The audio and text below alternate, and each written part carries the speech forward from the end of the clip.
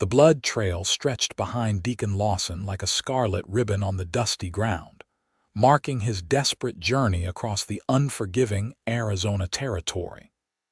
His vision blurred as the blazing July sun of 1873 beat down mercilessly on his wounded body. 3 days on the run from Blackwell's gang had left him delirious, the bullet in his side slowly stealing his life away with each labored heartbeat. Just when darkness threatened to claim him, he spotted it in the distance, a small homestead with a wooden well standing sentinel in the yard. With the last of his strength, Deacon dragged himself toward salvation before collapsing beside the stone structure, his blood staining the sun-bleached wood as consciousness finally abandoned him. Bethany Rodgers wiped sweat from her brow as she stepped out of her modest cabin, bucket in hand. At 24, she'd grown accustomed to the solitude of her small ranch outside Bisbee, having inherited it after her father's passing 2 years prior. The Arizona heat shimmered across the landscape as she made her way to the well, her mind filled with the endless chores awaiting her. When she spotted the crumpled figure beside her well, Bethany froze, her heart hammering against her ribs. For a moment, she feared the worst bandits, perhaps, coming to claim what little she had. Drawing closer, she realized it was a man, motionless and bleeding. The stranger's face was streaked with dirt and blood, his clothes torn and filthy. Despite her initial fear, compassion overtook caution. Bethany dropped her bucket and knelt beside him, her fingers finding a faint pulse at his neck. "Mister, can you hear me?" she called, gently turning him to assess his wounds. Deacon's eyelids fluttered, revealing pain-glazed blue eyes that struggled to focus on her face. "Water," he rasped, his voice barely audible. Without hesitation, Bethany lowered the well bucket and drew up the cool water. She lifted his head carefully, bringing the ladle to his parched lips. "Small sips now," she instructed, her voice firm but kind. As the water trickled down his throat, Deacon felt a moment of clarity pierce through his fevered haze. The woman's face swam into focus, honey-brown hair escaping from a practical bun, concerned eyes the color of a stormy sky, and a determined set to her jaw. "Thank you," he whispered before unconsciousness claimed him once more. Bethany knew she couldn't leave him to die in the dirt. Though every instinct warned against bringing a stranger, especially a wounded one, into her home, she couldn't abandon him. With determination born from years of hard work, she managed to drag his considerable weight into her cabin, leaving a trail of blood across the threshold. Inside, she cut away his shirt to reveal the angry wound in his side. The bullet was still lodged there, festering. Her father had taught her basic medical skills, necessary knowledge for isolated ranch life, but this would test the limits of her abilities. Heating a knife over the fire until it glowed red, Bethany steeled herself for what needed to be done. "Forgive me, stranger," she murmured before pressing a leather strap between his teeth and beginning the grim work of extracting the bullet. Even unconscious, Deacon's body arched in agony, a strangled cry escaping despite the leather bit. Bethany worked with steady hands, her jaw clenched tight against her rising nausea. When the misshapen bullet finally came free, she cleaned the wound with whiskey, packed it with herbs, and bound it tightly with strips of clean linen. For 3 days, Deacon drifted between consciousness and delirium. Bethany kept vigil, cooling his fever with damp cloths and coaxing water and broth between his lips whenever possible. During his fevered ramblings, she pieced together fragments of his story, something about stolen gold, betrayal, and men named Blackwell and Carter. None of it made complete sense, but she gathered enough to know this man was running from something dangerous. On the 4th morning, Bethany awoke in her chair beside the bed to find Deacon watching her, his eyes clear and alert for the first time. "You saved my life," he stated simply, his voice rough from disuse. Bethany straightened, suddenly aware of her disheveled appearance after days of nursing. "You collapsed at my well. I couldn't just let you die, there would have been a terrible inconvenience." The corner of his mouth quirked up slightly. "I appreciate your practical nature, Miss Rodgers, Bethany Rodgers, Deacon Lawson." He attempted to sit up but fell back with a grimace of pain. "Don't try to move yet, Mr. Lawson. That bullet nearly killed you." Bethany stood and poured a cup of water from the pitcher beside the bed. "You've been burning with fever for days." Deacon accepted the water gratefully. "How long have I been here?" 4 days now. You were more dead than alive when I found you." She took the empty cup from his hands. "Are you hungry? I've got stew warming." Before he could answer, a distant sound caught Bethany's attention, hoofbeats approaching. Her eyes met Deacon's, and she saw recognition followed by fear flash across his face. "They've found me," he whispered, attempting again to rise. "Miss Rodgers, you need to hide me or send me away. These men, they'll kill us both." Bethany moved to the window, peering cautiously through the curtain. 3 riders were approaching, their postures suggesting confidence and purpose rather than caution. "Who are they?" "Blackwell's men. They think I have something that belongs to them." Deacon's voice was strained as he forced himself to sit upright. "Please, you've shown me kindness I can't repay. Don't let it cost you your life." Determination hardened Bethany's features as she made a swift decision. "Get back down," she ordered, pushing him gently but firmly onto the bed. "Pull the covers up to your chin and close your eyes." Moving quickly, she grabbed her father's shotgun from above the fireplace and placed it within reach beside the bed. Next, she disheveled her hair further, pinched color into her cheeks, and loosened her blouse slightly at the collar.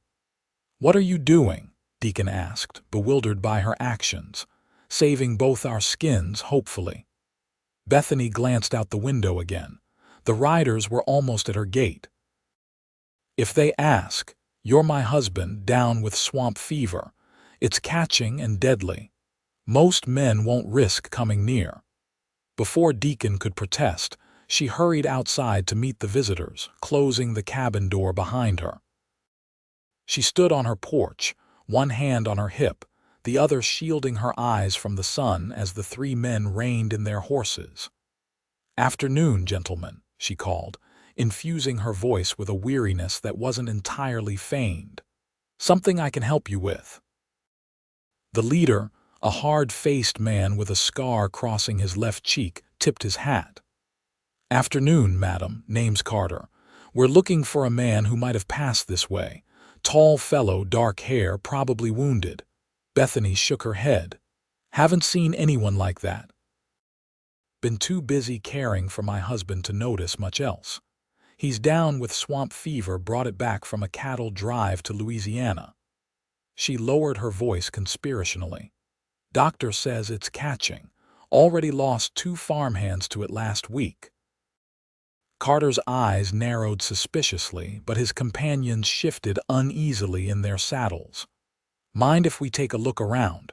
Won't take but a minute." "Suit yourselves," Bethany replied with forced indifference. "But I wouldn't go in the cabin if I were you. Unless you fancy dying slow with your insides turning to liquid." She shuddered dramatically. "It ain't a pretty sight." The 3 men exchanged glances, their bravado visibly faltering. Carter cleared his throat. "Maybe we'll just check your barn and outbuildings. Go ahead. I'll be tending to my husband if you need anything."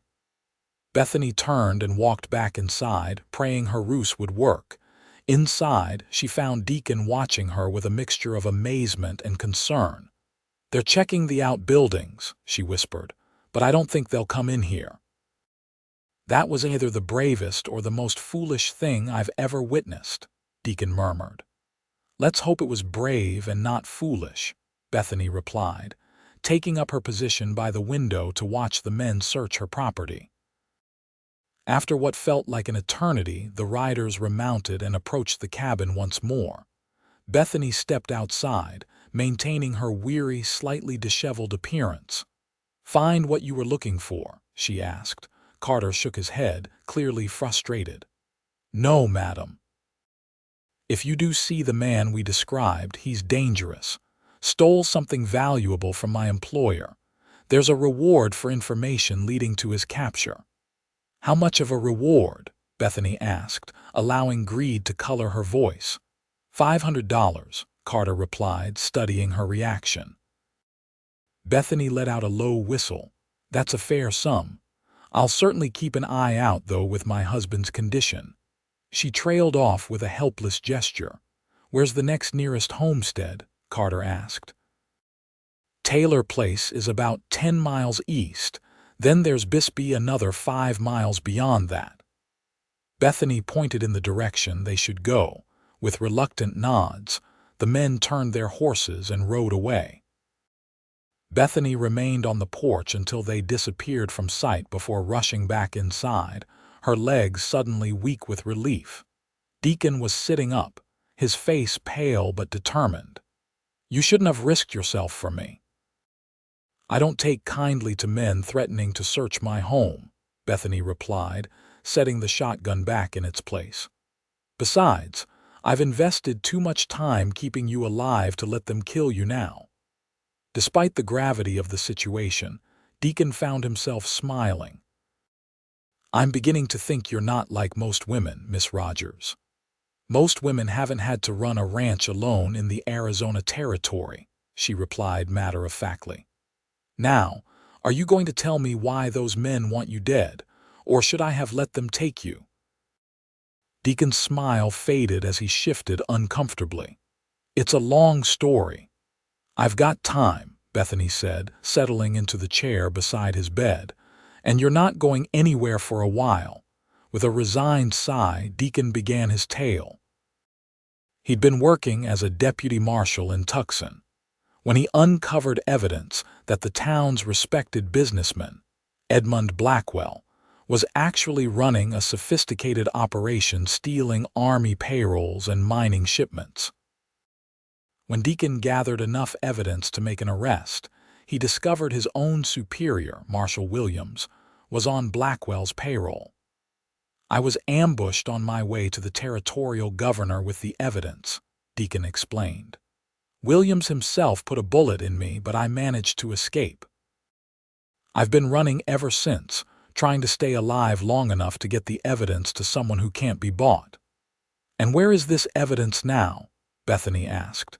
Deacon hesitated before reaching beneath the bandages around his torso, wincing as he pulled out a small oilskin packet. "Here." Letters, account ledgers, witness statements, everything needed to bring down Blackwell's operation and expose everyone involved, including half the town council and the marshal. Bethany stared at the packet. "No wonder they want you dead. Now you understand why you should send me on my way. As long as I'm here, you're in danger. In case you haven't noticed, Mr. Lawson, you can barely stand, let alone ride." Bethany rose and moved to the stove to stir the forgotten stew. "Besides, they'll be watching the roads now. You need to heal before you go anywhere."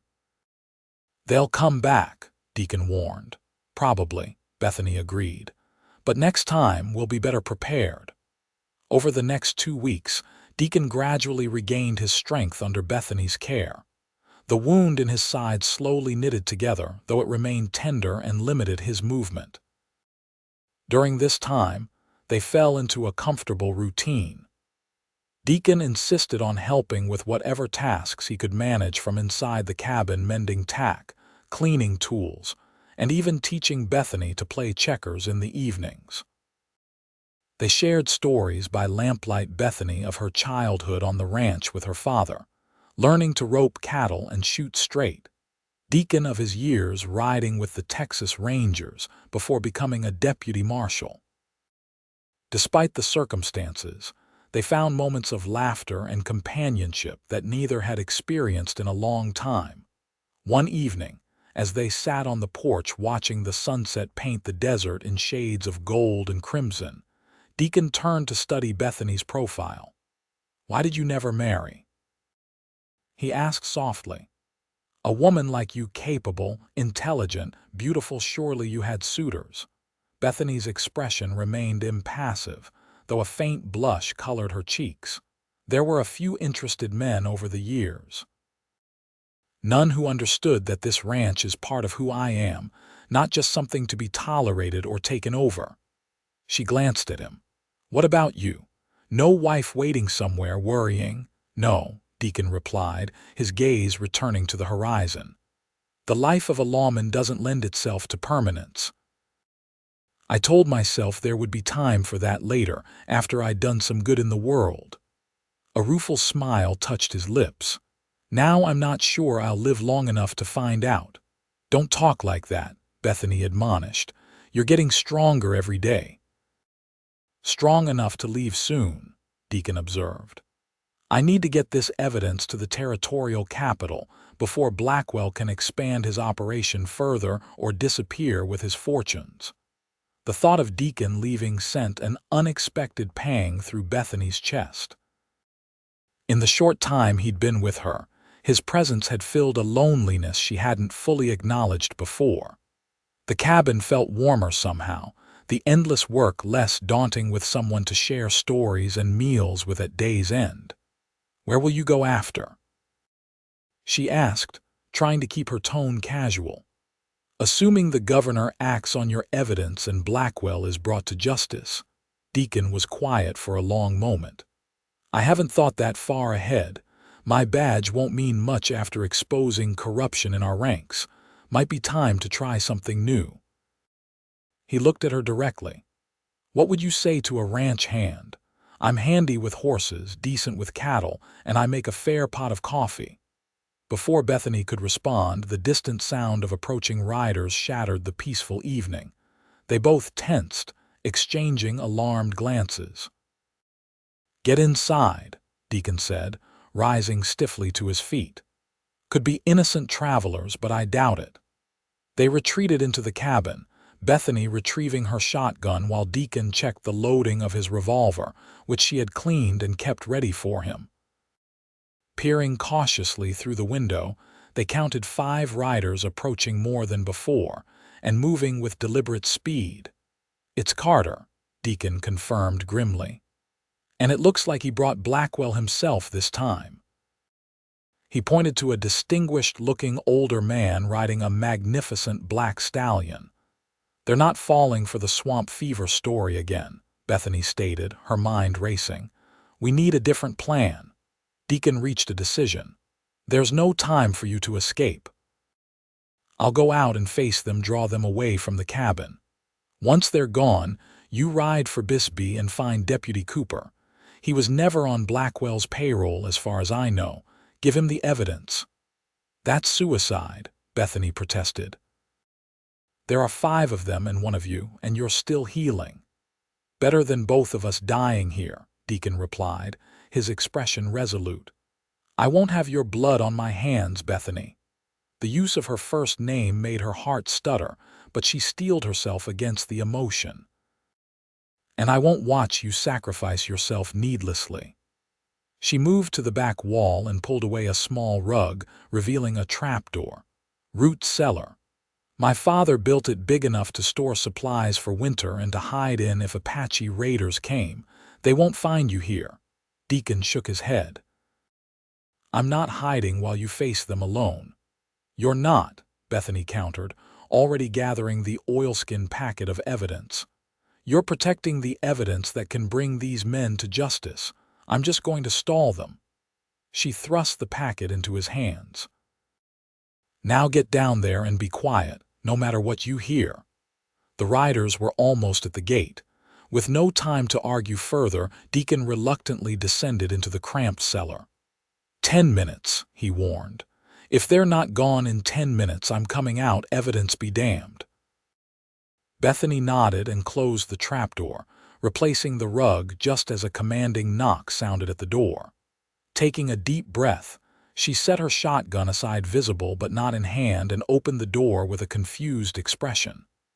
"Evening, gentlemen. Something I can help you with?" Edmund Blackwell himself stepped forward, his silver hair and tailored clothing marking him as a man of wealth and influence. His cold eyes surveyed her with calculating precision. "Miss Rodgers, I presume? I am Edmund Blackwell, a businessman from Tucson. I believe my associates visited you recently regarding a fugitive." "Yes, sir. I remember," Bethany replied, keeping her voice steady. "I told them I haven't seen anyone matching that description." "Indeed." Blackwell's smile didn't reach his eyes.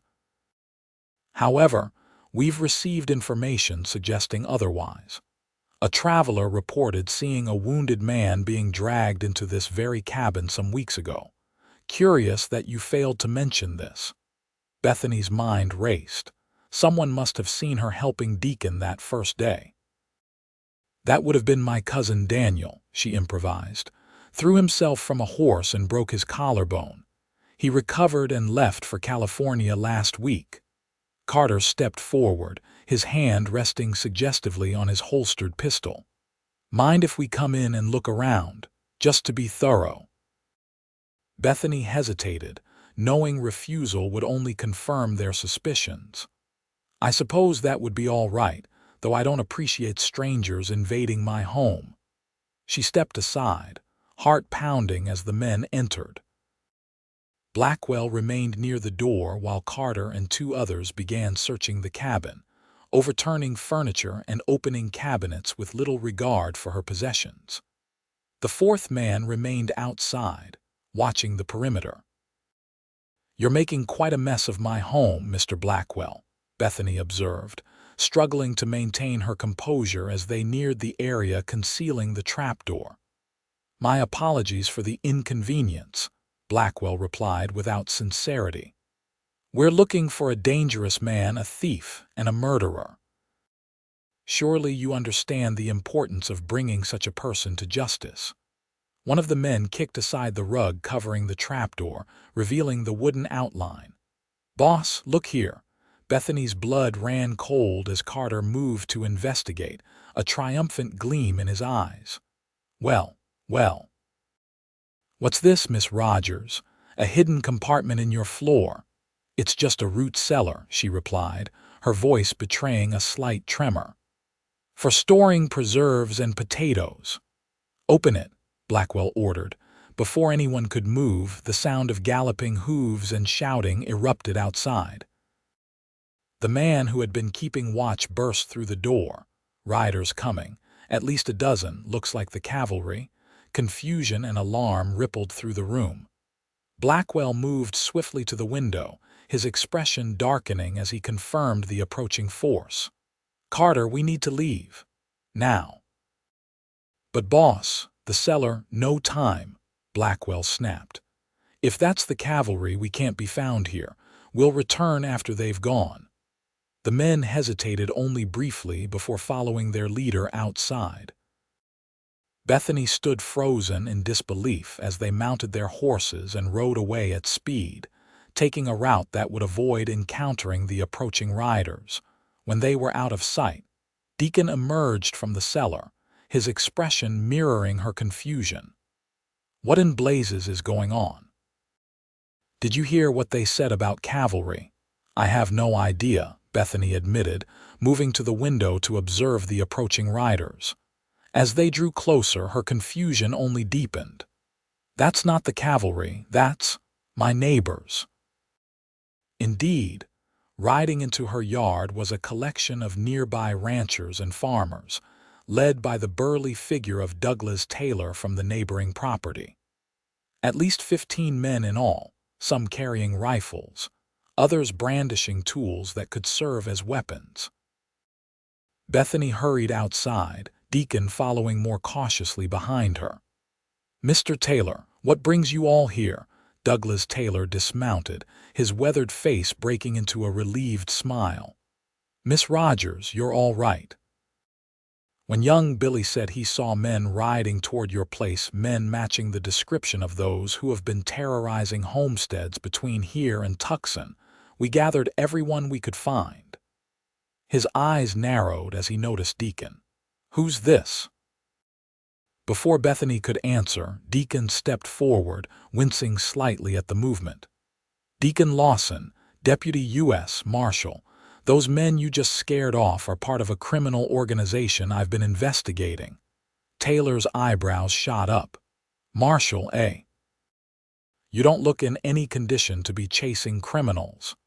"He was wounded trying to bring them to justice," Bethany explained. "I've been helping him recover." Over the next hour, as the neighbors established a protective watch around the property, Deacon explained the situation to Taylor and the other men.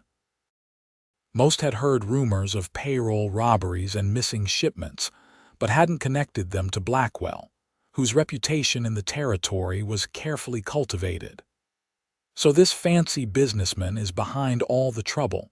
asked Jenkins, a grizzled miner from up the canyon. "Been wondering why the stage keeps getting hit between here and Prescott." "And you've got proof?" Taylor questioned, eyeing the oilskin packet Deacon now held. "Enough to put Blackwell and his associates away for a long time," Deacon confirmed. "But I need to get it to the territorial governor in Prescott." The men exchanged glances before Taylor spoke again. "Well, Marshal, seems to me you've got yourself an escort. These men stole from half the folks here in one way or another. We've got a vested interest in seeing them brought to justice." Deacon looked at the determined faces surrounding him, honest working men pushed to their limit by the corruption and violence Blackwell had brought to their region. "I appreciate the offer, but this could be dangerous." "Blackwell won't give up easily." "Neither will we," Taylor replied firmly. "We'll leave at first light, safety in numbers."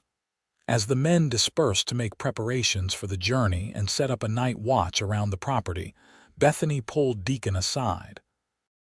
The relief on her face had given way to concern. "You're not strong enough for this ride," she said quietly. "The wound could reopen." "I don't have a choice," Deacon replied. "This may be my only chance to get the evidence through safely." Bethany's jaw set in a stubborn line he was coming to recognize. "Then I'm going with you." "Absolutely not," he objected immediately. "It's too dangerous. More dangerous than staying here alone when Blackwell realizes he's been deceived," she countered. "Besides, who's going to change your bandages when you start bleeding again?" Their argument was interrupted by Taylor, who approached with a knowing look. "Miss Rodgers, I took the liberty of asking Mrs. Jenkins to pack some supplies for you. Figured you'd be joining us." Deacon opened his mouth to protest again, but Bethany's triumphant expression stopped him. "Thank you, Mr. Taylor," she said. "That was very thoughtful." As Taylor walked away, Deacon shook his head in resignation. "You're the most stubborn woman I've ever met." "Fortunate for you," Bethany replied with a small smile. "Or you'd be dead by now." That night, with neighbors standing guard around her property, Bethany packed provisions for the journey while Deacon rested. The ride to Prescott would take several days, even pushing hard, and his strength would be tested. Despite the danger ahead, she felt a strange sense of anticipation.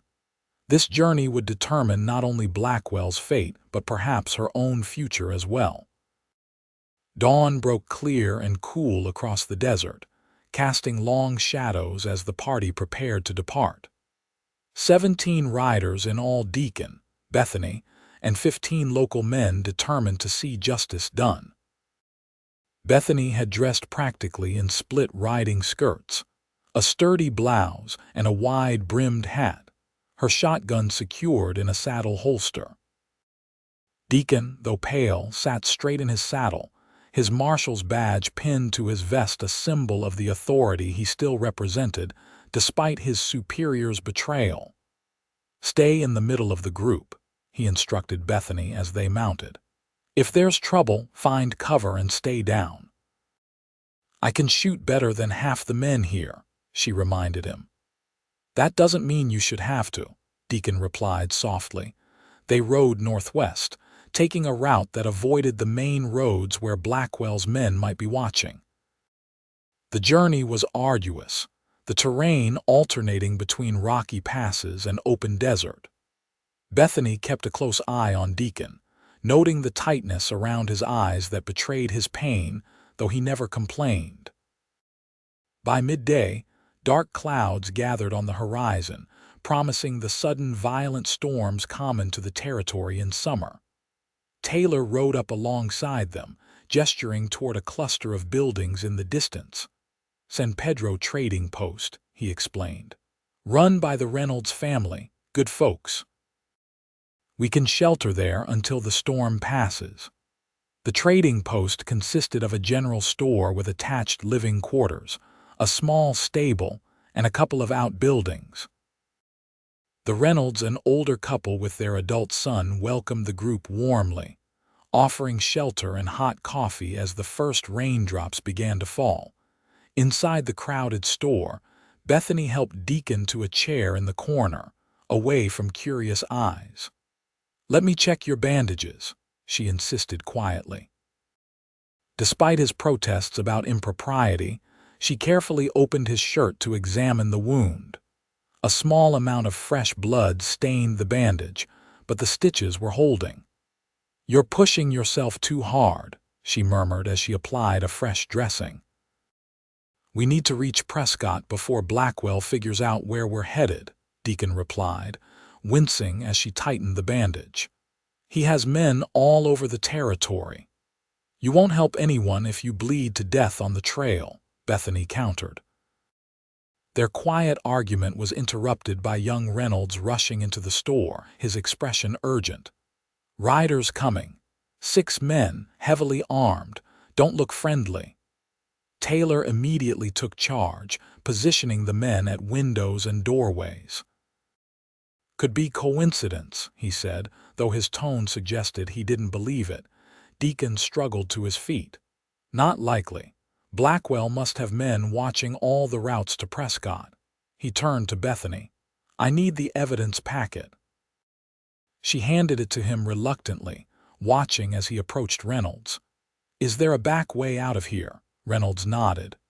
"Trail behind the stable leads up to the ridge, rough going but passable." "I need someone to take this to Governor Safford in Prescott," Deacon explained, holding up the packet.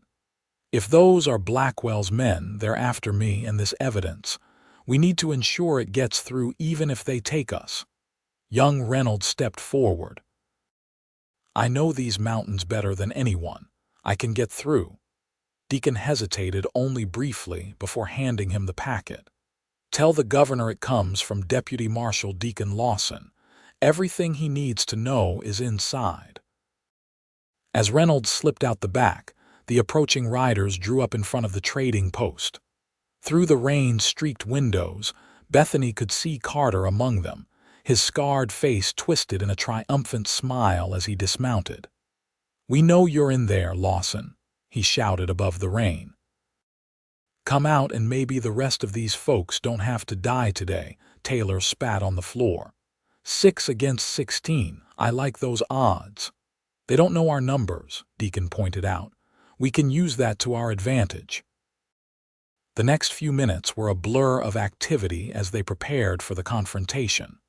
The older Reynolds led several men to positions around the property, while Taylor organized the defense of the main building. Deacon, despite Bethany's objections, insisted on taking a position by the front window. "I've been hunting these men for months," he told her firmly. "I won't hide while others fight my battles." Carter's patience was wearing thin outside. "Last chance, Lawson, or we burn this place to the ground with everyone inside." Deacon exchanged glances with Taylor, who nodded grimly. "On my signal," Taylor murmured to the men positioned around the room. What happened next unfolded with the chaotic intensity of a summer storm. As Carter and his men moved toward the building, Taylor gave the signal. Gunfire erupted from multiple positions, taking Carter's group by surprise. 2 of his men fell immediately, while the others scattered for cover. The trading post became the center of a fierce gun battle that raged through the downpour. Bullets splintered wood and shattered glass as both sides exchanged fire. Bethany, despite Deacon's earlier instructions, found herself beside him, reloading his revolver as he fired with grim precision. "You should be under cover," he growled between shots. "And leave you to bleed out when those stitches tear," she retorted. "Not likely." The tide turned when several of Taylor's men, who had circled behind the attackers, opened fire from the rear.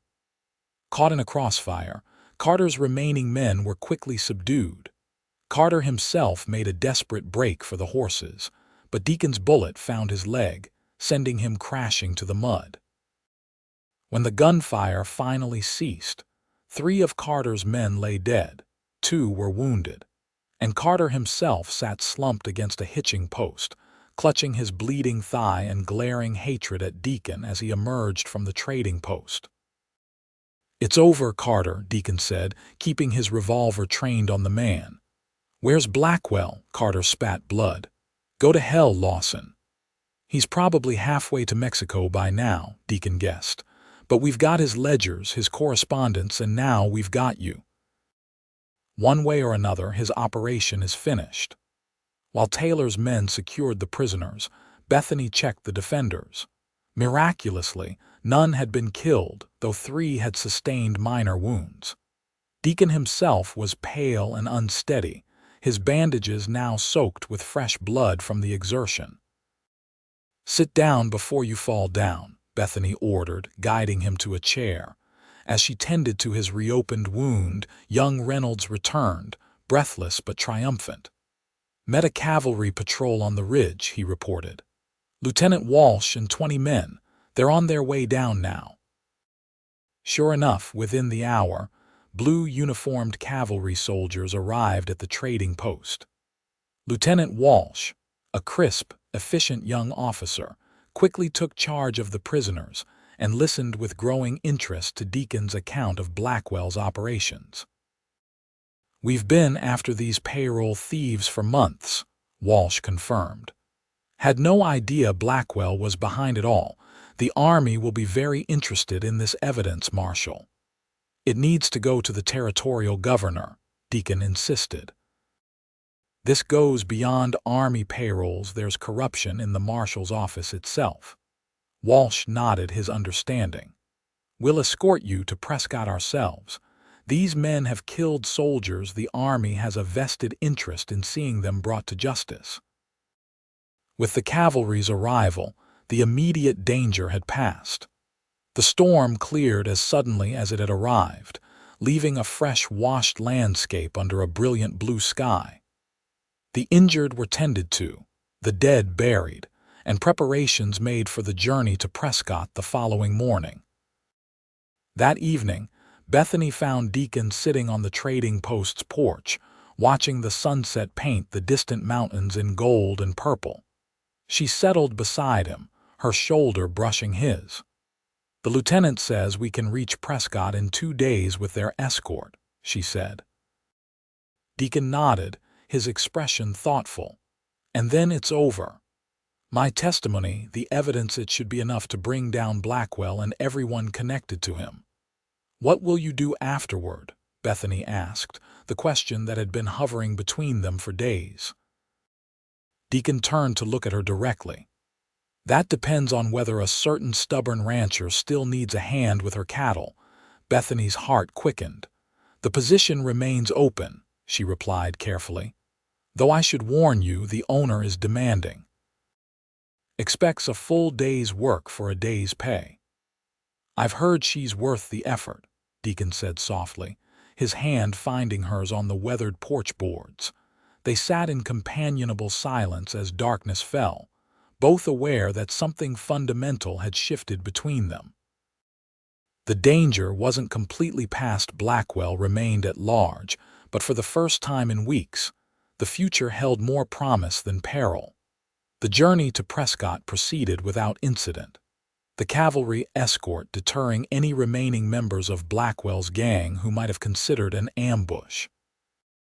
Deacon's strength improved with each passing day, though Bethany remained vigilantly at his side, changing bandages and insisting he rest when needed.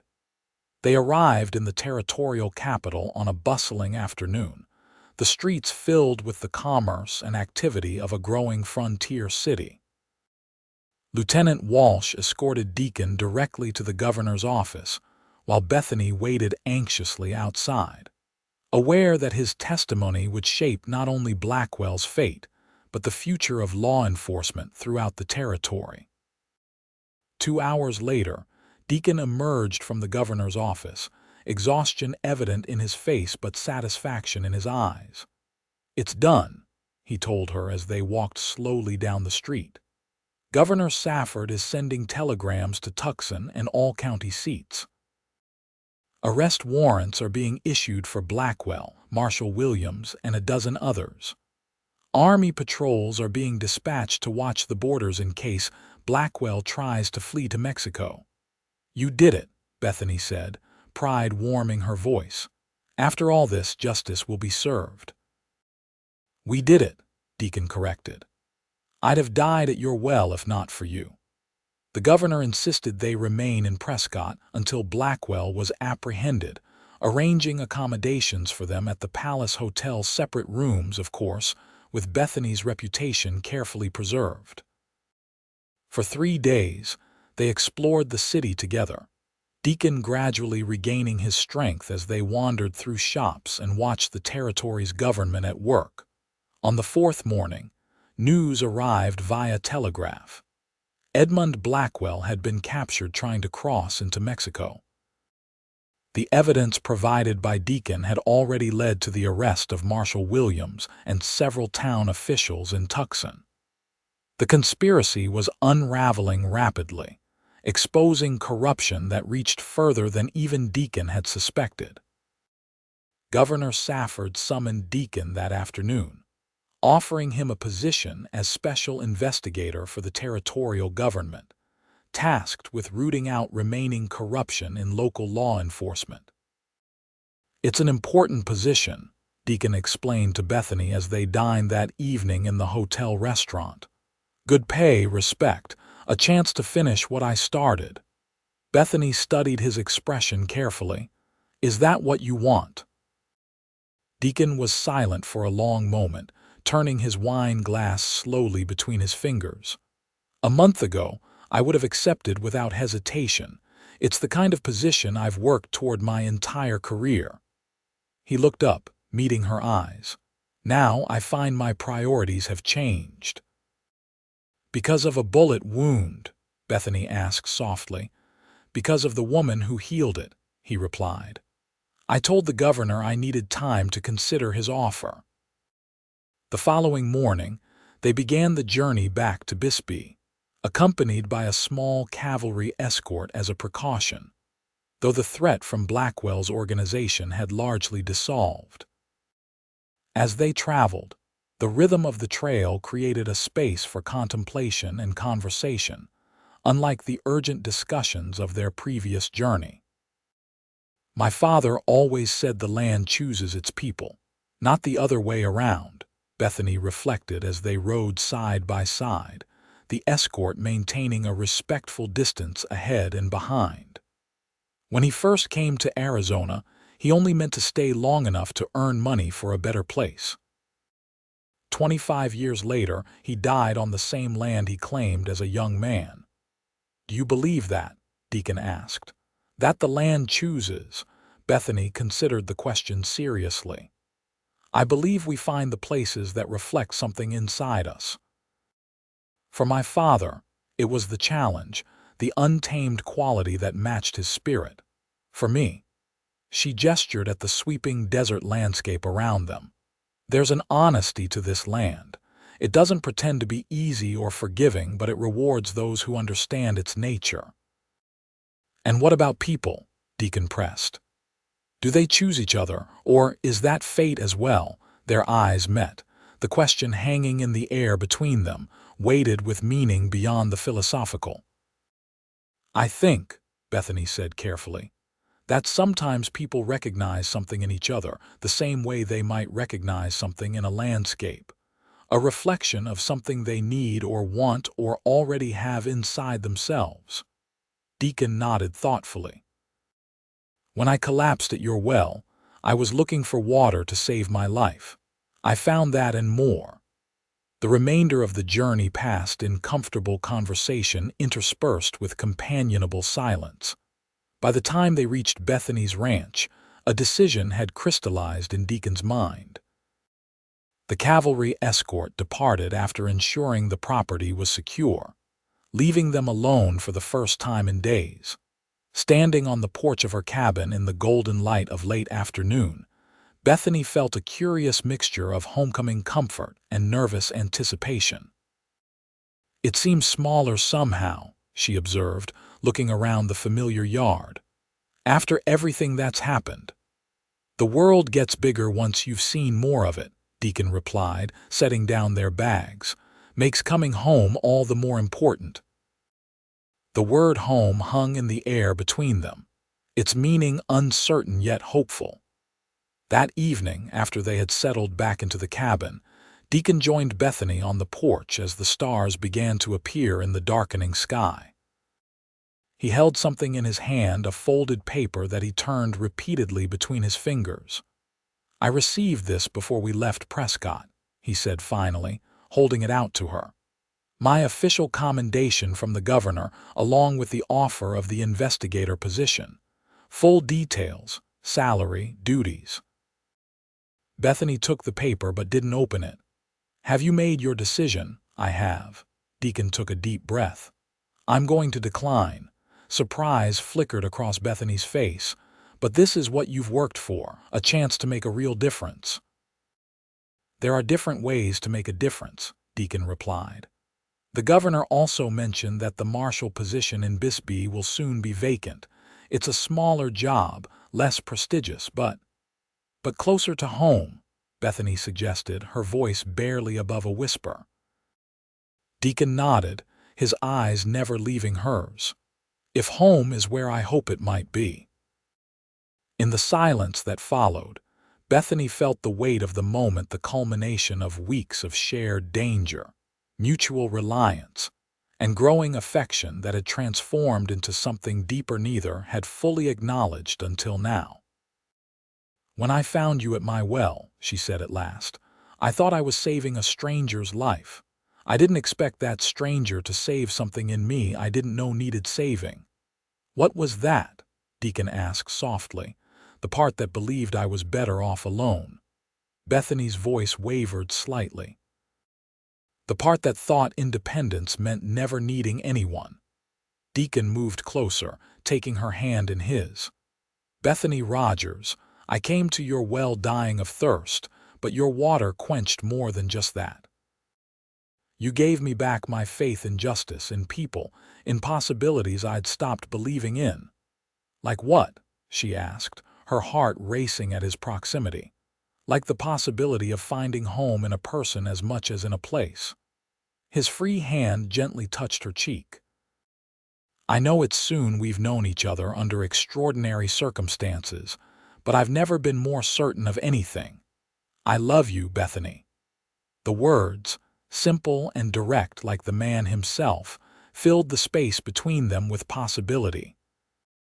Bethany felt tears spring to her eyes, unexpected and overwhelming.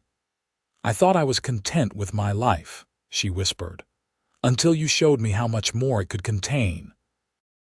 When their lips finally met, it felt like the natural conclusion to a story that had begun with blood and desperation at a desert well. The kiss deepened, tender yet insistent, expressing months of emotion compressed into weeks of shared danger and quiet moments. "I love you too," Bethany said when they finally parted.